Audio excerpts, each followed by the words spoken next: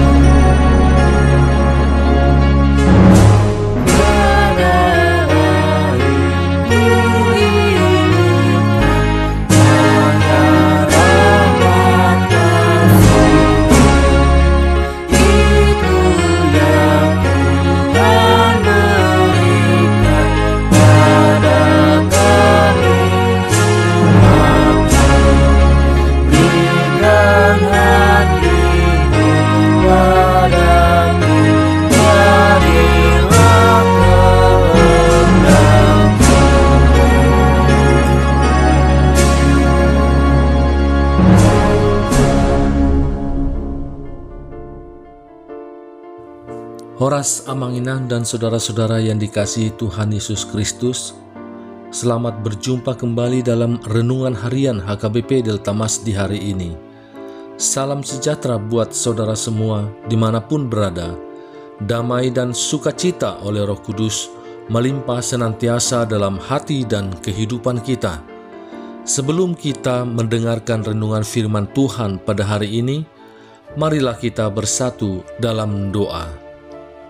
Ya Bapa kami yang bertata di kerajaan sorga, yang kami kenal melalui nama anak-Mu Tuhan Yesus Kristus, yang selalu mengasihi kami, Tuhan yang kudus dan mulia, terima kasih dan kami bersyukur untuk berkat dan penyertaan-Mu di sepanjang hidup kami. Pada hari ini kami akan kembali memulai dan melanjutkan semua aktivitas dan pekerjaan yang kami rencanakan. Kami bisa memasuki hari ini, itu semua karena kasih anugerah-Mu. Kami percaya dalam segala hal, Tuhan punya rencana yang baik dalam kehidupan kami. Dan saat ini pun, kami mau mendengarkan firman-Mu. Urapi kami Tuhan untuk kami dapat mengerti dan taat pada setiap kehendak-Mu. Dalam nama anak-Mu Tuhan Yesus Kristus, kami telah berdoa dan mengucap syukur. Amin. Renungan Harian HKBP pada hari ini hari Rabu, tanggal 11 Desember 2024, diambil dari dalam bahasa Batak, Sada Johannes Bidu 5 ayat 14. Oddo hiras nirohatta maradoponibana. Molo tapangido manang aha marguru tunlomo ni rohana tangi hononna dohita.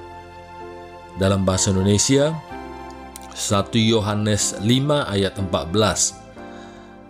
Dan inilah keberanian percaya kita kepadanya, yaitu bahwa Ia mengabulkan doa kita jikalau kita meminta sesuatu kepadanya menurut kehendaknya. Demikian firman Tuhan. Jemaat HKBP Delta Mas yang dikasihi Tuhan, bagi orang yang telah mengenal Tuhan dengan baik, maka ia tidak akan khawatir saat akan mendatangi Tuhan. Ia dengan penuh keyakinan akan menyampaikan apapun juga kepada Tuhan, karena ia mengenal Tuhan dan paham kehendak Tuhan. Tuhan akan mengabulkan doa kita jika kita meminta menurut kehendaknya. Artinya, pengabulan doa sangat sederhana sekali, yakni hanya dengan menuruti segala kehendak Tuhan. Memang harus kita akui bahwa masih ada pengaruh pemikiran Yudaisme bagi kehidupan orang percaya. Dalam Yudaisme kuno ada sebuah pemahaman bahwa Tuhan hanya menjawab doa orang-orang hebat, semisal Musa, Abraham, Elia, dan bukan doa orang-orang biasa. Tetapi Yesus mengajarkan kepada kita bahwa Allah mendengar doa setiap anak Tuhan. Dialah yang mengatakan kepada kita untuk selalu berdoa dan dengan tidak jemu-jemu. Doa adalah percakapan antara seorang anak Allah dengan Bapa surgawinya yang penuh kasih. Ini adalah kehormatan tertinggi seorang Kristen. Namun, di dalam gereja saat ini, terdapat kebingungan tentang hal doa. Orang sering mengatakan, "Saya berdoa tapi tidak ada yang terjadi." Persoalan kita adalah, mengapa Tuhan tidak mengabulkan doa-doa kita? Ada beberapa alasan mengapa Tuhan tidak mengabulkan doa-doa kita, yakni yang pertama, karena kita tidak mengenal Tuhan dengan baik dan benar. Tuhan tidak mendengar doa-doa orang-orang yang tidak mengenalnya. Dalam Ibrani 11 ayat 6 disebutkan bahwa orang yang datang kepada Allah harus percaya bahwa Allah ada dan bahwa Allah memberi upah kepada orang yang sungguh-sungguh mencari Dia. Kata Dia di sini menunjukkan kepada Allah yang kudus dan paling bijaksana, bukan dewa buatan manusia. Tuhan dalam Alkitab mendengar doa-doa orang yang percaya kepadanya dan berjalan dalam ketaatan kepadanya.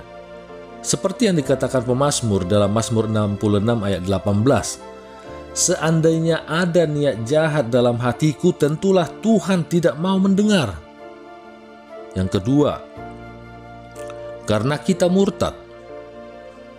Tuhan tidak mendengar doa-doa orang-orang yang tidak mengenalnya. Tetapi Dia juga tidak mendengar doa orang Kristen yang murtad, yang hatinya menghukum mereka.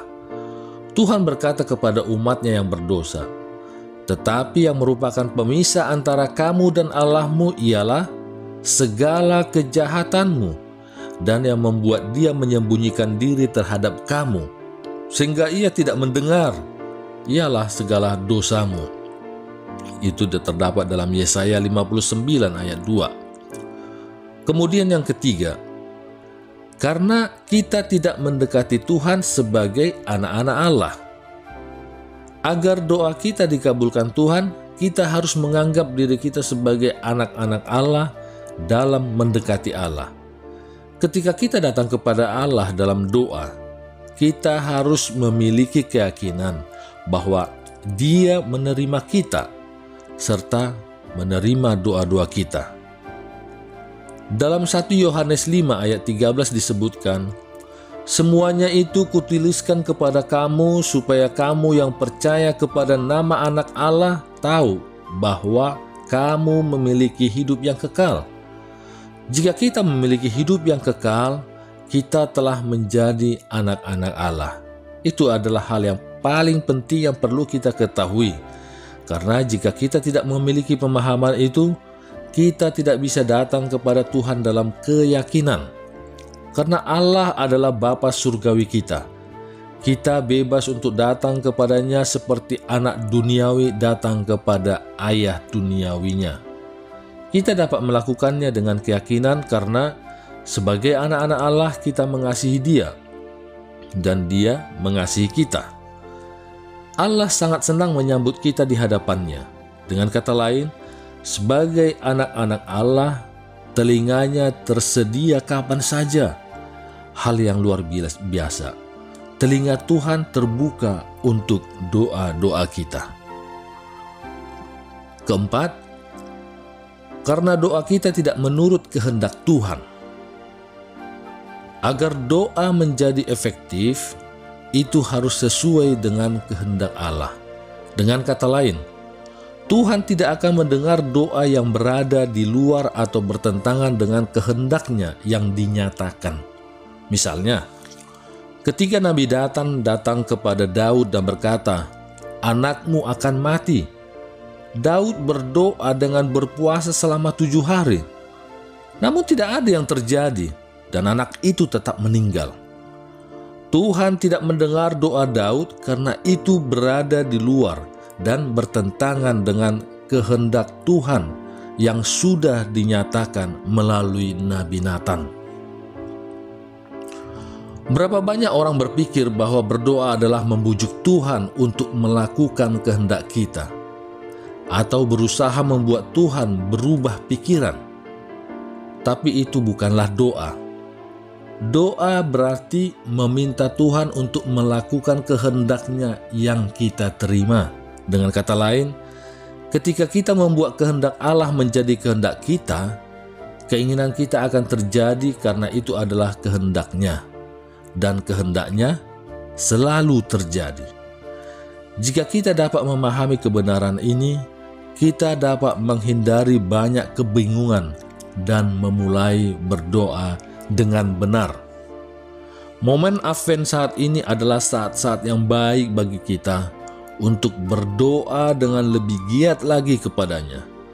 Berdoalah tidak hanya bagi diri kita sendiri, tetapi bagi orang lain di luar sana yang sedang bergumul di dalam hati dan berkecamuk di dalam pikiran atas masalah hidup yang datang silih berganti. Kita doakan agar mereka dan kita semua senantiasa dikuatkan oleh Roh Kudus untuk bertahan di dalam setiap penderitaan. Kita mau bahwa saat kita selesai menghadapi setiap penderitaan, di situ kita diberi kesempatan oleh Tuhan untuk memberitakan firman-Nya dan kesaksian hidup kita kepada orang lain, sehingga nama Tuhan selalu dimuliakan. Amin. Mari kita bersatu dalam doa. Ya Bapa kami yang bertata di kerajaan surga, kembali kami mengucapkan syukur dan terima kasih atas firman yang baru kami dengar di hari ini. Kiranya kami pun melalui firman yang baru kami dengar ini lebih dapat lagi untuk memberanikan diri datang ke hadapan-Mu dan mengimani bahwa Engkau benar-benar ada, dan di dalam setiap doa-doa kami bisa untuk selalu berserah dan mengikuti kehendak-Mu. Dan juga di dalam doa-doa kami tidak untuk melakukan seperti memerintah Engkau, tetapi kami berdoa untuk meminta agar kehendak-Mu lah yang terjadi di dalam kehidupan kami. Demikian juga dalam hidup kami di sepanjang hari ini. Berkatilah kami baik di dalam segala tugas aktivitas kami, dalam studi, dalam pekerjaan, dalam usaha, dalam pelayanan, dan juga kiranya Tuhanlah yang menjadikan kami berhasil dan berkemenangan di setiap rencana-rencana kehidupan kami. Kami juga berdoa untuk Inang Nambabalu, kiranya Engkaulah ya Tuhan yang memberikan sukacita, kesehatan, dan juga mencukupkan kebutuhan mereka, sehingga mereka pun semakin merasakan kasih dalam janji setia-Mu. Demikian juga untuk keluarga dari jemaat-Mu yang saat ini merindukan keturunan di keluarga mereka. Kiranya Engkaulah yang menghadirkan keturunan di tengah-tengah keluarga mereka, sehingga mereka pun dapat merasakan sukacita yang daripada-Mu. Kami juga berdoa untuk anak-anak kami, baik yang saat ini bersama kami dan yang berada di luar kota yang jauh dari kami orang tuanya, di mana mereka untuk menuntut ilmu ataupun untuk bekerja. Kiranya Tuhanlah yang memimpin kehidupan mereka. Jauhkan mereka dari segala mara bahaya dan sakit penyakit, dan Engkaulah ya Bapa yang mendatangkan sahabat-sahabat yang baik bagi mereka, yang dapat mendukung mereka dalam pendidikan mereka maupun dalam pekerjaan mereka. Dan bersama-sama dalam pergaulan mereka beraktivitas sesuai dan seturut dengan kehendak-Mu. Terima kasih ya Tuhan atas segala yang terjadi dalam kehidupan kami dan juga di setiap rencana-rencana kehidupan kami. Karena kami percaya Engkau akan memberikan yang terbaik bagi kami semua. Karena Engkaulah yang Maha Tahu, yang Maha Kuasa, Maha Melihat akan masa depan kami. Kami serahkan seluruh permohonan kami ini ke dalam tangan pengasihan-Mu, dan kiranya kehendak-Mu lah yang jadi di bumi ini seperti di surga. Haleluya. Marilah kita terima berkat dari Tuhan. Kasih karunia Tuhan Yesus Kristus dan kasih Allah Bapa dan persekutuan Roh Kudus menyertai kita semuanya. Amin.